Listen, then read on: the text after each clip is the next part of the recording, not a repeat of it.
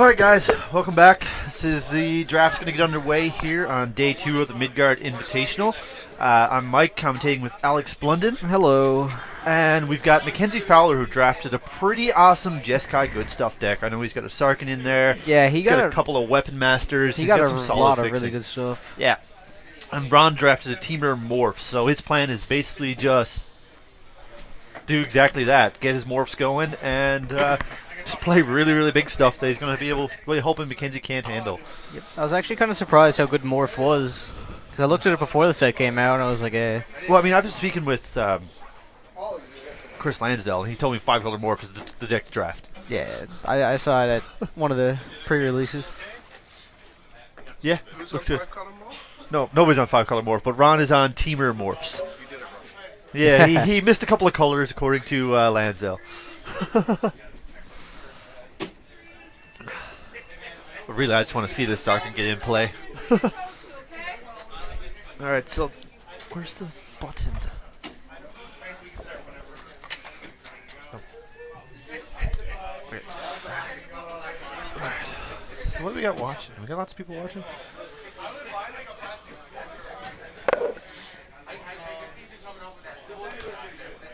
Alright, so we're getting underway here. What do you think of this? Who do you think is going to come in on top here? The Jeskai, which is going to come out quick and then play a couple of big finishers? After seeing what Mackenzie drafted, I feel like he might, because I know his deck is really, really strong. yeah, his deck is really good. Like Sarkin is insane. And Morph is just nuts in this format. Morph though, is so also pretty good. You can't count Ron out of it. Ron rolls a 4, so that's. And Big Mac's got the 6. There we go. Looks like Mackenzie will be on the play, so we get underway for game 1. Mackenzie's actually really good for like a kind of newer player. Well, I mean, he's young. He's only 13. Yeah, I know. He's absolutely fantastic. He started like less than a year ago, I think, because Neil got him there's a into bit of it. a story there. He's been playing for just under a year, and he's in the Invitational, which means he's playing like top 16 at the store. Yeah, he's really good. Let's run. Oh. Gain of life. See Yep. him starting off with just a red-blue life land.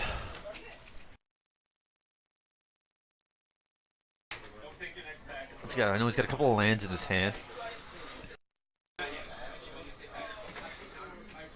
And a Leaping Master to start it off. Not bad. Well, it can get out early and it can fly over your head once you get a little mana, too. Yep. Like, see, it's going to get it. When you see he's got the Misfire Weaver in his hand. Mm-hmm.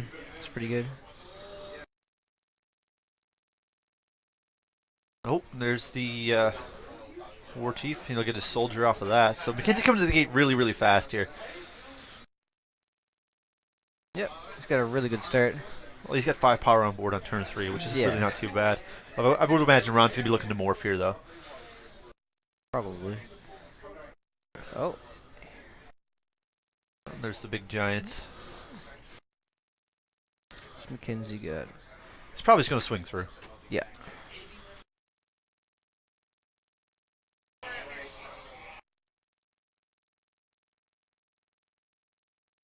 Mackenzie missing a land drop there. Not too bad. He's on 3, but he doesn't want to let it get too far away from him if he can avoid it. See, that's kind of the problem with being aggressive in it, right? Yeah, he's got Ron down to 15, but Ron's got a couple of big guys on board. Mackenzie's going to have a hard time swinging through, and he really just needs some way to get around what Ron's got going on. Mackenzie got there in his hand. I thought it's just a bunch of draw cards. He's got, he's got Misfire Weaver, but he's just got all draw cards other than that.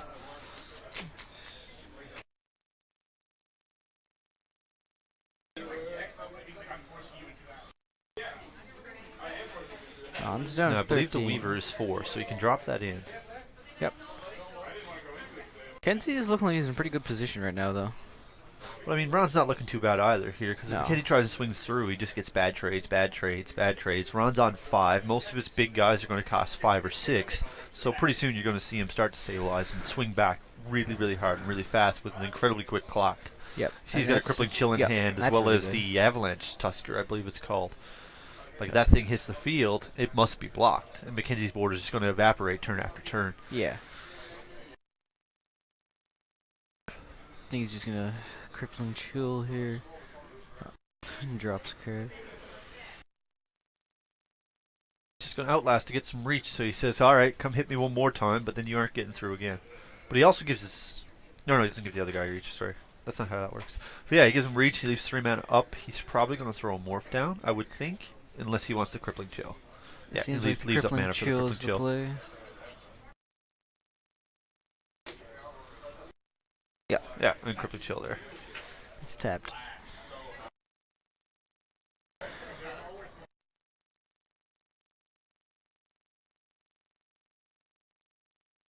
Yeah, Mackenzie's just going to swing through here. And weave the fates. To get prowess trigger. Ron falls to 7. Mackenzie top decks a Sark in here. He's in a really good position. Well, I mean, Ron has the reach to not get dead. And he's about to drop in some of his really big creatures. I mean, there's mana number 6. It may be too little too late, but I guess we'll find out. Mackenzie's still at 21, so that's going to be a few beats. These creatures come in with very quick blocks, though.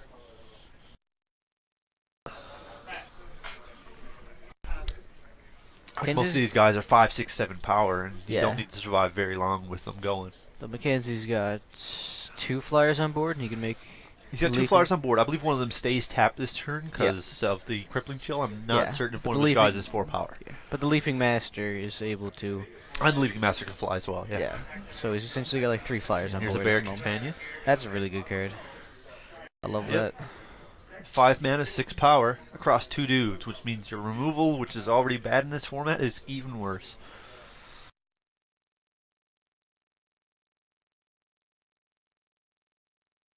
He gets the land there. There's this 5th land. Oh, and he's got the Weapon Master. This thing is going to be interesting. That's going to untap, give one of his guys 3/3, and it's also got First Strike. So that's really good. Yeah. That's nice. Well, I mean, if Mackenzie doesn't swing through here, Ron is still going to have to swing through. Yep. Tormenting Voice. And maybe he's going to swing through. He could be just wanting to trigger the prowess there. And... I think he just picked 2 lands off of that. I can't and he passes. He passes the turn back. Yeah. See, this is the kind of problem I was talking about. Ron is beginning to stabilize. Now, with that Weapon Master face down, that comes up, probably hits one of the flyers that he doesn't block, because he only has the 1 reach creature, and that's pretty well lethal by itself. Yep. How much mana does it cost to... 5. 5? Okay. Yeah. It's actually... One thing you really want to know about morphs is that none of them are strong except the 5 power guys. Like, if you swing a morph into a morph, the only ones that can unmorph to kill your morph are ones with 5 or more power. Okay. 3 mana. Ron's going to drop in a morph, it looks like. There's the Avalanche Tusker that we were talking about earlier. Yep, there it is. Coming face down.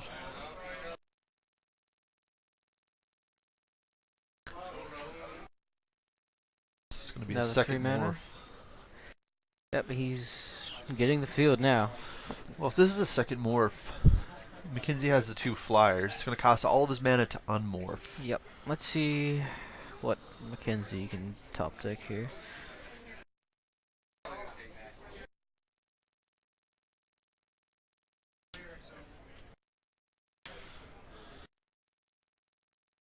So if Mackenzie turns the soul board sideways here, Ron blocks enough of it so that he doesn't die. And then untaps and swings back for a lot, possibly even lethal. Yeah. But he's going to have to throw some of his morphs under those creatures. He has here is his morph creature. Well, the face down Weapon Master is the only reason he can think about attacking here. Yeah. And because he has that, that means he can swing through here. And if Ron doesn't block exactly right, it could cost him the game. Mackenzie has the 2 flyers, so one of those gets in. Yes. How much does it cost to make the leaping? 3. It's 3 for the Leaping Master, yeah. Alright. Which he can't afford to pay if he wants to untap his Master. See, Mackenzie's thinking about the attack. Yeah, and he goes for it. Just goes with those 3. He's leaving a couple of back to hedge for blocking because he knows what kind of good shape he's in.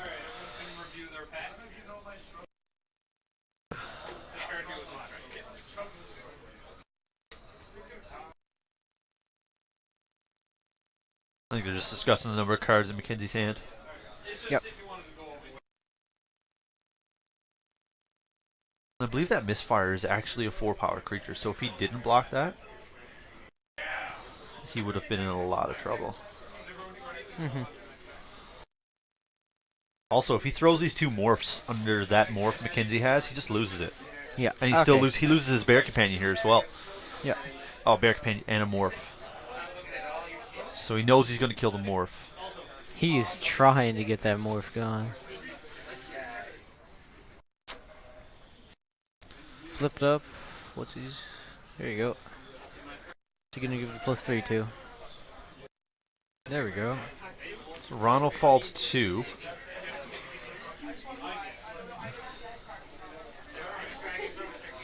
Says kill your bear.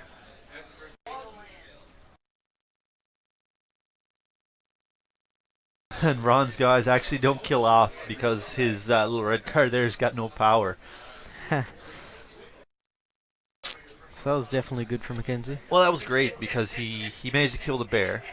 I mean, we know Ron's got a bunch of power on board with the cards he's got more face down, but he can't swing in. If he swings in, he just dies basically.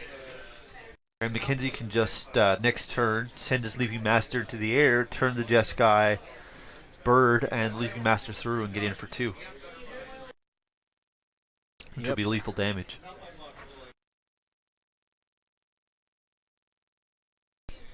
Right, the Leaping Master's ability giving him just the reach he needs to get through here. Is it a kill shot I see in Mackenzie's hand?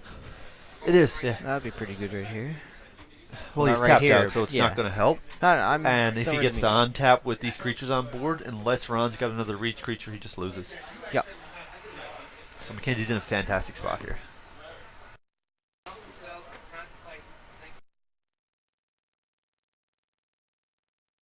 Oh, and Ron activating the draw ability, and he says, alright, game 2. Yep.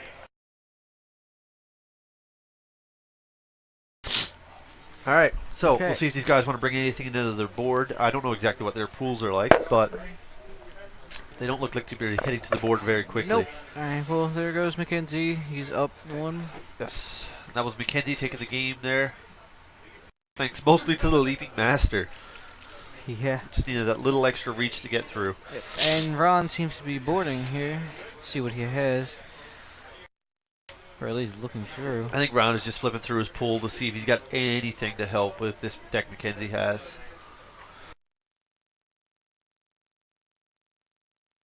Mackenzie seems to have drafted a lot of flyers.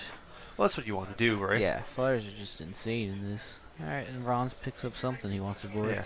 Well, in this format, you get the board clog so often that you want to draft some flyers. You could just win off the back of a 2x flyer. Yeah.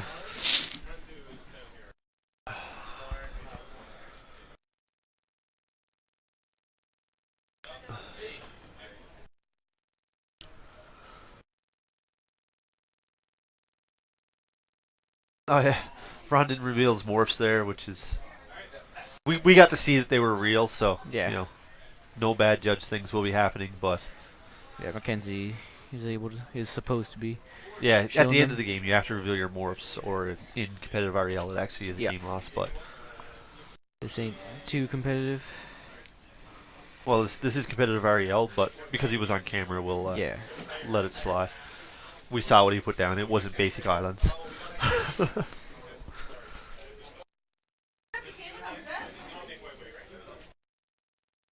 Yep, and the Weapon Master, like we were talking about at the start of the game, the Weapon Master is just so ridiculously good.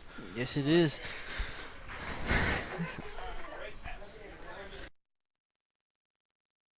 Yeah, the Weapon Master really helped with that. Well, it took the Bear Companion, it made Ron not be able to swing back, and it got through 3 extra points of damage. So, which is just able to get him the game. I think Mackenzie's deck has the potential to win this. Mackenzie's got an insane deck there, yes. Absolutely. Alright, so Ron will be on the play here, I would imagine. And we'll see how it happens when he can get an extra turn ahead on mana.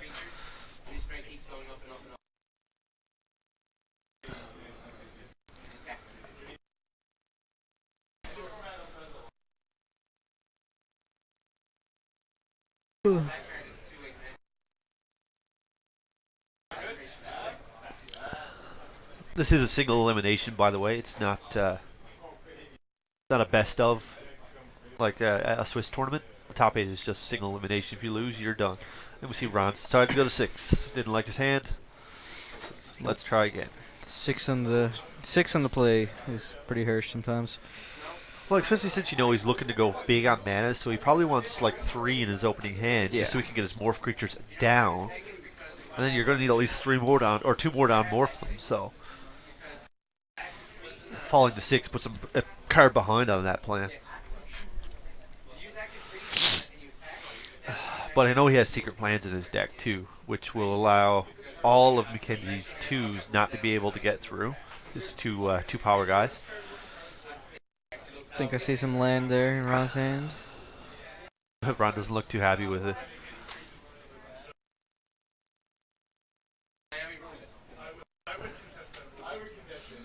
Mackenzie, on the other hand, seems absolutely ecstatic that his opponent is going to 5. Dang. Yeah, Mackenzie should be happy in this situation. Yeah. He's on the draw. He's going to be multiple cards ahead. Yeah, he's going to have around a 3-card advantage right now. Yeah. And if Mackenzie has a fast hand, that's just going to get there. Yeah, if we see him come out of the gate as quick as he did last time. I know he's got the, I believe it's the Skull Hunter there, which gives you the extra warrior. Or not the Skull Hunter, sorry, the Chief, War Chief. Yeah. And we see Ron down to 5. Let's hope it's a good 5 for him. Yep, Probably Ron the best says he's going to get. Well, even if it's not good, you got to figure, am I going to get a better 4? A lot of Yeah. times the answer to that question is absolutely not.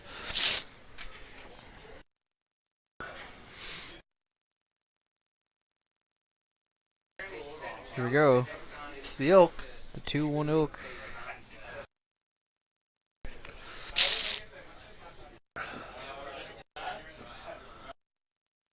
I didn't quite see what he morphed there, I but didn't see either, but...